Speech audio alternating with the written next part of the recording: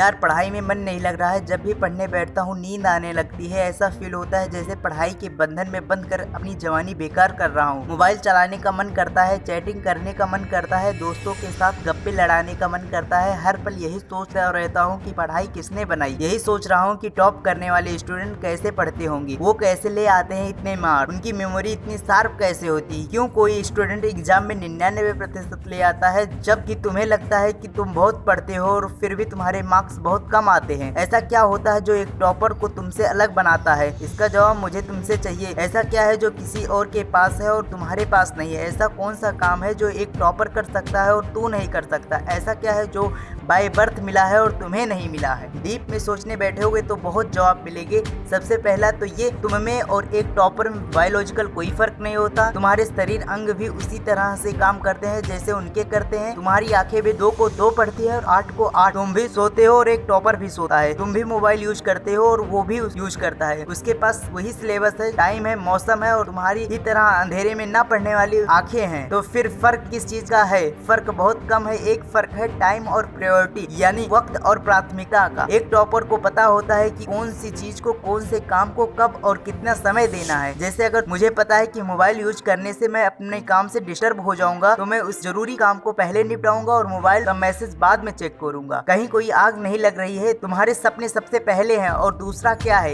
एक टॉपर को तुमसे अलग करता है तुम्हारा मकसद सिर्फ पढ़ना होता है, रटना होता है, मार्क्स लाना होता है। जबकि एक टॉपर का मकसद से पढ़ना कभी नहीं होता, उसका मकसद कुछ और होता है। पढ़ाई तो सिर्फ एक माध्यम होता है जो उसको उसकी मंजिल तक पहुंचने के लायक बनाता है। इसलिए उसको पढ़ते टाइम नींद नहीं आती, क्योंकि उसको पता होता है कि सिर्फ पढ़ने के लिए नहीं पढ़ रहा हूँ, बल्कि कुछ बड़ा काम करने के लिए, अपने नाम कमाने के लिए। यह बात उसको ताकत देती है। और क्या फर्क होता है एक टॉपर और एक एवरेज स्टूडेंट में? टॉपर कभी रटता नहीं, वो चीजों को, कॉन्सेप्ट को समझता है, उनको प्रैक्टिकली में वो अप्लाई करता है, इसलिए वो उनको भूलता नहीं है। जो तुम्हारे ऊपर पंखा चल रहा है, कभी तुमने बिजली कटने के बाद ये नोटिस किया है कि वो कितने सेकंड बाद रुकता है और उसे फिर से जानने की कोशिश की है? अगर आप इसको रेगुलेटर से आधी स्पीड पर चलाते हुए रोकेंगे तो कितना सेकंड में रुकेगा? क्या तुमने ये जानने की कोशिश करी कि ट्यूब लाइट तुम्हारे रूम में लगी है, वो 1 सेकंड में कितनी बार फिलअप करती है, 1 घंटे में कितने यूनिट निकालती है? अगर यह पता किया होता तो एग्जाम में पावर कॉन्सेप्ट का